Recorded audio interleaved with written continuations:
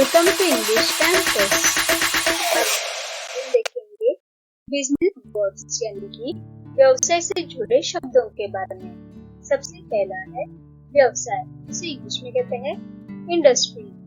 Industry व्यवसाय को English में कहेंगे इंडस्ट्री। नेक्स्ट है विज्ञापन। विज्ञापन यानी एडवर्टाइजमेंट। एडवर्टाइजमेंट जिसे हम इश्तिहार भी कहते हैं और उसे हम इंग्लिश में कहेंगे एडवर्टाइजमेंट। छाप, हर एक कंपनी की अलग अलग छाप होती है जिसे कहा जाता है ब्रांड। ब्रांड छाप को इंग्लिश में कहेंगे ब्रांड। है कार्यसूची।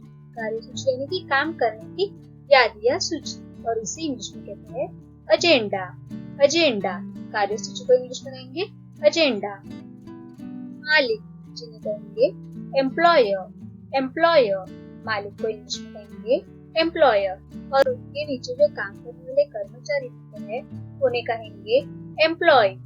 एम्प्लॉय कर्मचारियों को इंग्लिश में कहेंगे एम्प्लॉय। अगला है प्राधिकार। प्राधिकार यानी ऑथराइजेशन।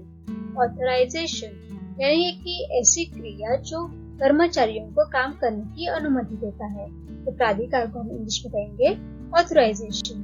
और भेंटवार्ता यानी इंटरव्यू। इंटरव्यू भेंटवार्ता यानी इंटरव्यू है विभाजन। हर एक काम विभाजित किया जाता है। हर एक टीम को उनकी तरीके से काम विभाजित किया जाता है और उसे इंग्लिश में कहते हैं डिस्ट्रीब्यूशन। डिस्ट्रीब्यूशन विभाजन को इंग्लिश में कहा जाता है डिस्ट्रीब्यूशन। उपकरण जो व्यवसाय के लिए जरूरी होते हैं उन्हें इंग्लिश में कहा जाता है इक्विपमेंट्स। इक्विपमेंट्स उपकरण को इंग्लिश में कहेंगे इक्विपमेंट्स। लक्ष्य, लक्ष्य यानी गोल। गोल लक्ष्य को इंग्लिश में कहा जाता है गोल। नेक्स्ट इज मूल्यांकन करना, जिसे कहेंगे एस्टिमेट। एस्टिमेट मूल्यांकन करने को इंग्लिश में कहा जाता है एस्टिमेट। और पैसे खर्च करने की जो योजना होती है उसे कहा जाता है बजट। बजट पैसे खर्च करने की योजना यानी बजट। नेक्स्ट इज अनुभव। अनुभव यानी कि एक्सपीरियंस। एक्सपीरियंस कई सारे लोग होते हैं जिन्हें 10-10, 15-15 साल का हर एक व्यवसाय में एक्सपीरियंस होता है, तो उसे हम कहेंगे अनुभव यानी कि एक्सपीरियंस। प्रस्ताव जिसे इंग्लिश में कहते हैं ऑफर। ऑफर प्रस्ताव को इंग्लिश में कहा जाता है ऑफर। जैसे कि हमें हमारी चीजें बेचने के लिए हम सामने वाली कंपनी को एक प्रस्ताव रखते हैं कि अगर आप इतनी इतनी हमारी चीजें खरीदेंगे तो हम आपको इतनी प्रतिशत छूट देंगे, तो उसे इंग्लिश में कहा जाता है ऑफर। और पुष्टिकरण को कहा जाता है कंफर्मेशन। कंफर्मेशन जब सामने वाले जो कंपनी या पार्टी है वो हमारे प्रस्ताव पे कंफर्मेशन देती है या पुष्टिकरण देती है, यानी कि हाँ या ना में जवाब देती है, तो उसे कहा जाता है कंफर्मेशन। आश्वासन जिसे कहते हैं गारंटी। गारंटी हम चीजें बेचने के साथ साथ उन चीजों के बारे में हम आश्वासन भी देते हैं और उसे इंग्लिश में कहा जाता है गारंटी। अगला है आदेश। आदेश यानी ऑर्डर। ऑर्डर आदेश को इंग्लिश में कहा जाता है ऑर्डर।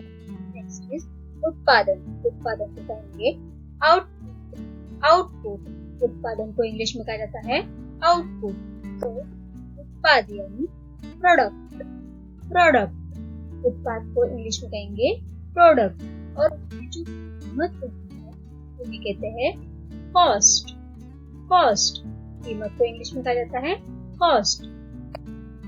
वितरण। वितरण यानी डिलीवरी। डिलीवरी वितरण को इंग्लिश में कहते हैं डिलीवरी। वो होता है बाजार में। बाजार को कहेंगे मार्केट। मार्केट बाजार को इंग्लिश में कहा जाता है मार्केट। नेक्स्ट इज मुनाफा। मुनाफा यानी प्रॉफिट। प्रॉफिट अगर हमें व्यवसाय में मुनाफा होता है तो उसे इंग्लिश में कहते हैं प्रॉफिट। और लाभ को कहेंगे एडवांटेज। एडवांटेज लाभ को इंग्लिश में कहा जाता है एडवांटेज। जैसे कि हम हमारे चीजें बेचते हैं तो सामने से हमें और भी ज्यादा ऑर्डर्स आते हैं या आदेश आते हैं, तो उसे इंग्लिश में कहा जाता है एडवांटेज यानी लाभ। उससे हमारी उन्नति होती है, तो उन्नति को कहेंगे इम्प्रूवमेंट। इम्प्रूवमेंट उन्नति को इंग्लिश में कहेंगे इम्प्रूवमेंट। और व्यवसाय की बढ़ती यानी ग्रोथ, ग्रोथ व्यवसाय की जो बढ़ती होती है उसे इंग्लिश में कहते हैं ग्रोथ। तो बढ़ोतरी को कहेंगे इंक्रीज, इंक्रीज बढ़ोतरी यानी कि इंक्रीज। नेक्स्ट इज ब्याज, ब्याज यानी इंटरेस्ट, इंटरेस्ट ब्याज को इंग्लिश में कहा जाता है इंटरेस्ट। अगला है वस्तु सूची, इसे कहेंगे इन्वेंट्री, इन्वेंट्री वस्तु सूची को इंग्लिश में कहा जाता है इन्वेंट्री। और चालान को कहा जाता है इनवॉइस, इनवॉइस चालान को इंग्लिश में कहते हैं इनवॉइस। ग्राहक जो हमारी चीजें खरीदते हैं और ग्राहक को कहा जाता है कस्टमर, कस्टमर ग्राहक को इंग्लिश में कहते हैं कस्टमर जो हमारी चीजें खरीदता है। तो खरीदने को कहेंगे परचेस, परचेस खरीदना यानी परचेस। प्रतिक्रिया, हम जो चीजें बेचते हैं ग्राहकों को तो उनकी तरफ से वो चीजें यूज करने के बाद में हमें कोई प्रतिक्रिया मिलती है जिसे कहा जाता है फीडबैक, फीडबैक प्रतिक्रिया को इंग्लिश में कहते हैं फीडबैक। नतीजा या परिणाम अच्छा या बुरा होता है और उसे इंग्लिश में कहते हैं रिजल्ट, रिजल्ट नतीजा या परिणाम को इंग्लिश में कहेंगे रिजल्ट। नेक्स्ट इज विवरण, विवरण यानी रिपोर्ट, रिपोर्ट विवरण को इंग्लिश में कहेंगे रिपोर्ट। वापसी जिसे कहा जाता है रिफंड, रिफंड धन वापसी को इंग्लिश में कहते हैं रिफंड। कभी कभी ग्राहकों को बेची हुई चीजों पसंद नहीं आती है तो वो क्या करते हैं, वो चीजें लौटाते हैं और उनके बदले उनके पैसे वापस मांगते हैं और उसे इंग्लिश में कहा जाता है रिफंड। नेक्स्ट इज भुगतान, भुगतान यानी पेमेंट, पेमेंट भुगतान को कहेंगे पेमेंट। और कर्ज को कहेंगे डेब्ट, डेब्ट कर्ज को इंग्लिश में कहेंगे डेब्ट। नेक्स्ट इज घटती, घटती यानी डिक्रीज, डिक्रीज जब कर्जा होता है कंपनी पर तो कंपनी की जो प्रोग्रेस है या उन्नति है वो घटती है तो उसे इंग्लिश में कहते हैं डिक्रीज। और घाटे को कहेंगे डेफिसिट, डेफिसिट घाटे को इंग्लिश में कहते हैं डेफिसिट। इसकी वजह से होता है नुकसान और नुकसान को कहेंगे डिसएडवांटेज, डिसएडवांटेज नुकसान को हम इंग्लिश में कहेंगे डिसएडवांटेज। और इसके बाद होता है जुर्माना, जुर्माना यानी पेनल्टी, पेनल्टी जब हमें बहुत ही ज्यादा कर्जा होता है तो हमारे ऊपर जुर्माना लगता है तो उसे इंग्लिश में कहते हैं पेनल्टी। तरक्की या पदोन्नति जिसे कहेंगे प्रमोशन, प्रमोशन तरक्की या पदोन्नति को इंग्लिश में कहा जाता है प्रमोशन। और ऊंचाई यानी राइज, राइज ऊंचाई को इंग्लिश में कहेंगे राइज। जोखिम, हर एक व्यवसाय में जोखिम होती है और जोखिम को इंग्लिश में कहेंगे रिस्क, रिस्क जोखिम को हम इंग्लिश में कहेंगे रिस्क। तो बिक्री का जो माल होता है उसे कहा जाता है स्टॉक, स्टॉक बिक्री का माल यानी स्टॉक। नेक्स्ट इज प्रदान करना यानी सप्लाई, सप्लाई हमारा जो स्टॉक है वो अलग अलग देशों में प्रदान करने को इंग्लिश में कहते हैं सप्लाई। मददगार यानी सपोर्ट, सपोर्ट मददगार को कहेंगे सपोर्ट।